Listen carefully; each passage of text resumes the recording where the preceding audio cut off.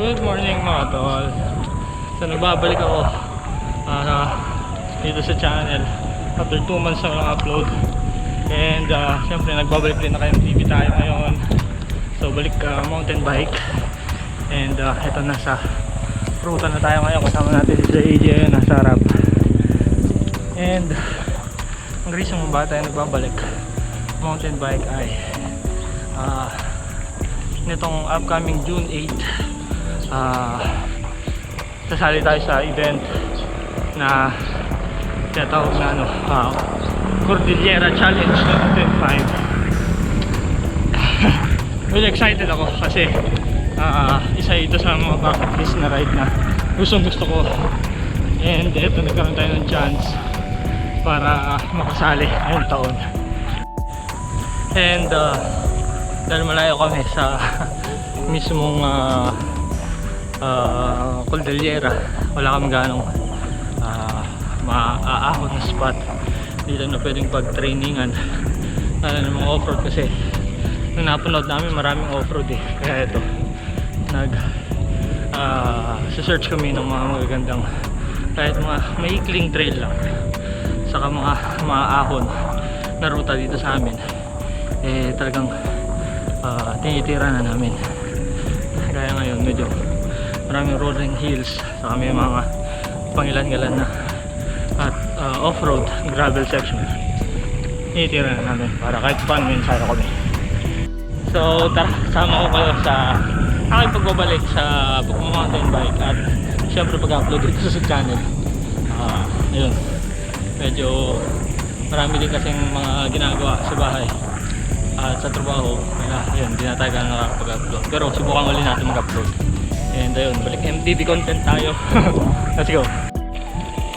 Maganda sir, at least off-road.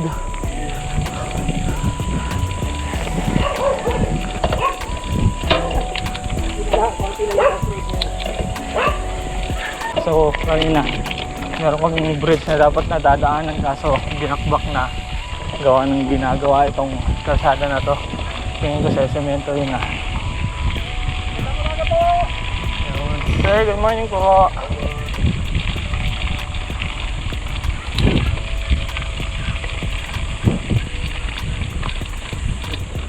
Ito na yung ahon na sinasabi ni Sir AJ, off-road climb.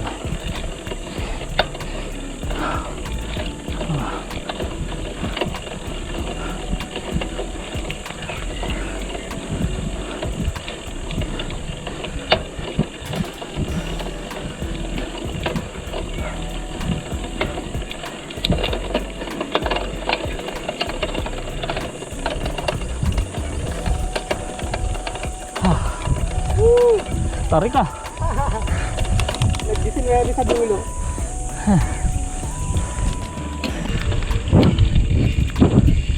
Yung mga ganitong klase ng kalsada dati marami sa amin, kaso dahil nga medyo umuunlad na yung mga bayan-bayan at para hindi na rin mahirapan yung mga magsasaka sa pagta-travel, yung ibang kalsada na rough road sinisemento na. Siyempre pag tag-ulan so medyo mahirap ang pagta-travel, maputi, kaya ang ibang kalsada sa amin na rough road, off-road, sinisemento na. Itong Nabo Trail na lang ang isa sa pinakamagandang trail dito sa amin sa Ilocos Norte. Isa sa pinakamagagandang trails.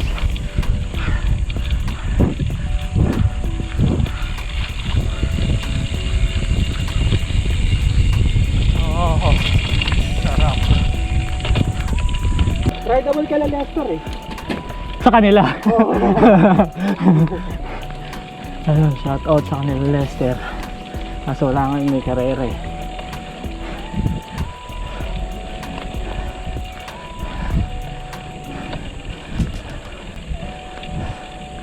So kami ni Sir AJ, ito sayo lang.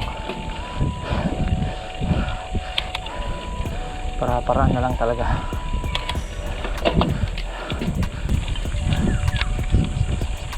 Grabe, nakakamiss yung ganitong ride.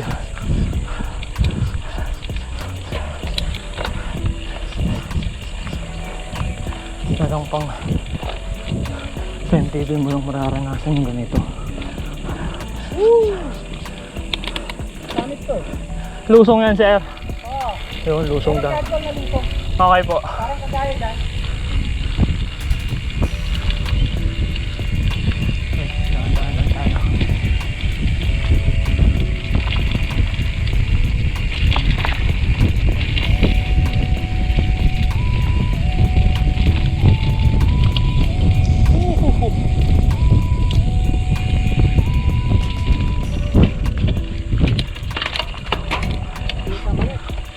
May ahon pala.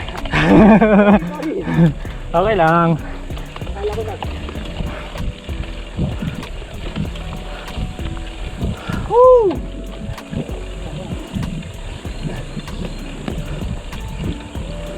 Puro ganito na to. Meron isang talagang kuhan. Medyo madulas. Pababa pa. Ah, lusong pa. Oo. Ako. Pero akitan din natin yun.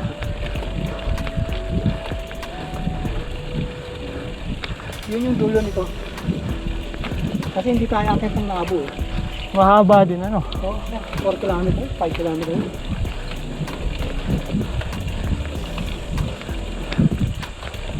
Saka dito ako nabubong. Hindi sapat yung kinakain ko sa umaga, sir. Nagdadagdag ka. Ayan sir, AJ. Wala akong dagdag ngayon. Nagdagdag ako ng ruta. Rutan dinagdagan ano.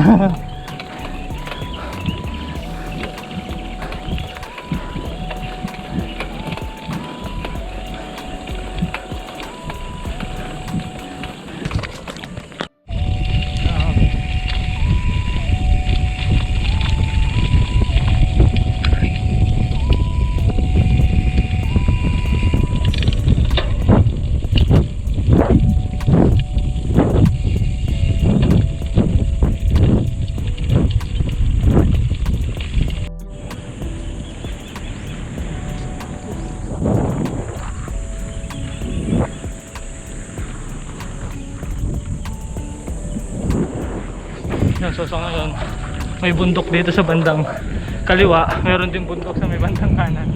At ito, isa pang bundok sa amin. So basically, dito tayo sa may tuktok ng bundok dumadaan. At napakaganda, ito may trail. Ang ganda. Pucha, first time ko dito, first time.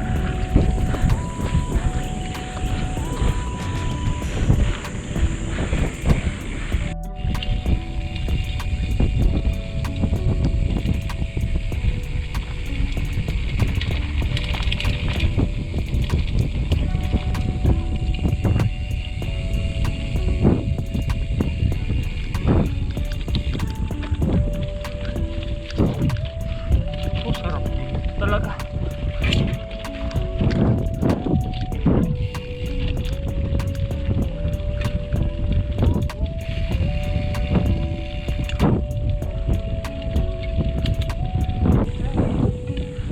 Mukhang motor. May motor, sir.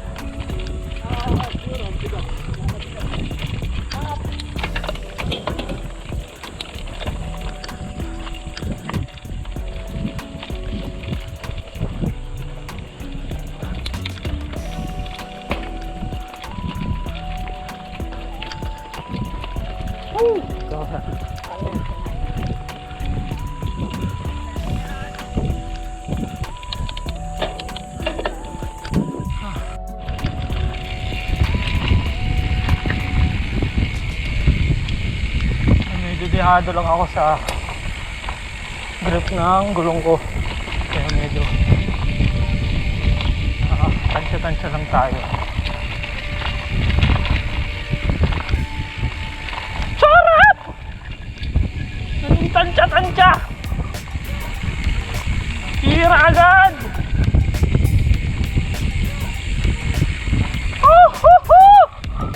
Sarap eh! Huwag lang dudulas, huwag lang dudulas! Oo, oh, oh! Ayos ah! Yun! Pasadal ako. Okay, so life update. Yung linusong daw natin kanina. Yun din daw yung aahunin natin mamaya. Ayun, sir. Pasadal eh. Dapat pala nagtipid na ako kanina, sir. Yes, yun ang objective natin. Magtipid. Bumanat-banat pa ako nung papunta ako rito eh. Objective ko nga, komportable ako sa call eh. Ahon na 7 kph. Para nakakapag-save ng lakas.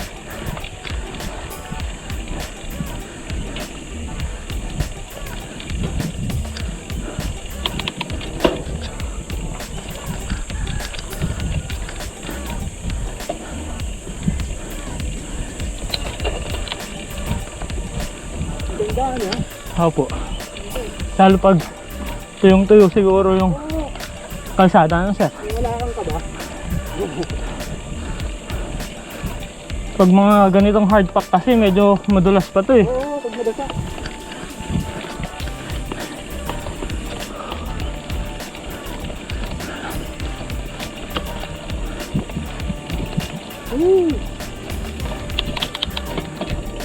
Nakita mo yung lake?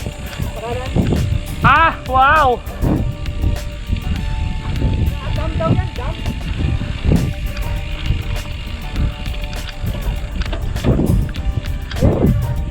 Oo nga ano. Dam daw yung sabi ni Marcos. Ah, yun yung nakikita natin sa baba. Oo. Yung pag nasa tuktok tayo ng Nabu. Dito. Ah, okay. Kasi yung nabot doon eh. Medyo marami-rami na rin kami pinasukan sa mga halimituan kanina. Halos sumentado yung kalsada. Medyo mahahaba din yung mga ahon. Medyo hindi ko na nirecord kasi sumentado lang naman. At mula sa 7-Eleven kanina sa may Batak City, nakaka 26 kilometers na kami. And ayun, medyo purgang-purga na ako sa ahon. Medyo ramdam ko na rin yung pagod ko. Gawa ng kanina, nung papunta dito mula Alawan, nag-travel pa ako ng 15 kilometers hanggang sa makarating ng Batak City. Medyo nakipag-ratratan pa tayo. Nakita kasi sa mga bata kanina. Kaya ayun, medyo iniinda-inda ko na ngayon. Okay, so ito, balik na kami dun sa linusong namin kanina. Medyo matarik-tarik. Ito yung sabi ni Sir AJ na aahunin ulit namin. Ito na.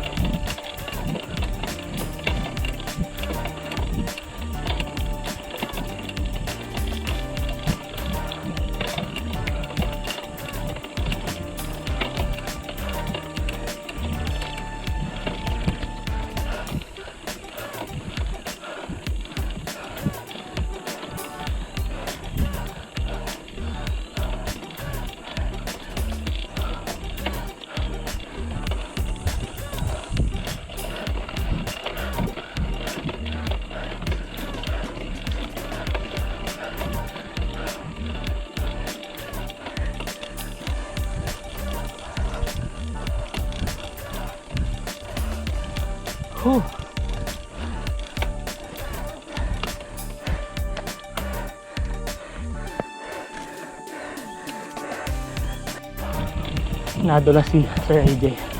Kaya sasabi ko kanina na pag yung mga ganitong kalsada medyo basa, tas hard pack, madulas. Ito nakandoktok na.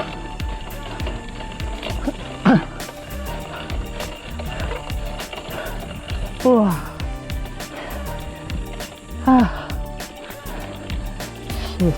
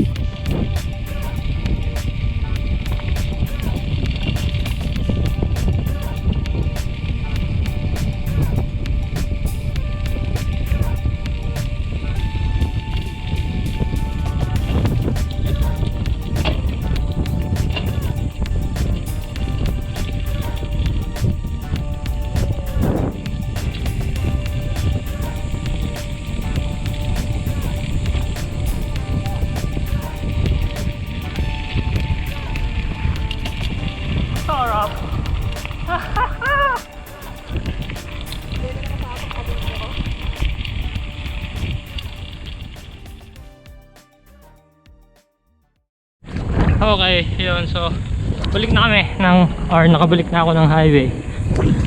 Si Sir AJ, uuwi na. So, nag-separate na kami ng aming landas. Ito, papauwi na ako. So, yun yung aming ruta ngayon.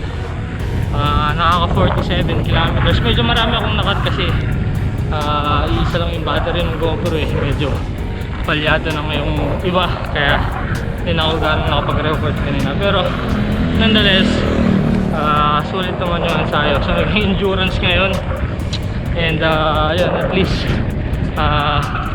nakapag-practice ng climb saka ng off-road. Daming off-road, grabe, nabigla ako kanina. Pero okay na okay. So yun, thank you sa pagsama sa akin. So kita kasi ulit sa susunod. Dumaan niyo po yung vlog natin sa Cordillera Challenge 2025 na itong darating na June 8. So kung first time na dito sa channel, subscribe na kayo para kahit paano makita nyo sa upload dito sa channel yung Cordillera Challenge. So yan, thank you sa pagsama sa akin and kita ulit sa susunod.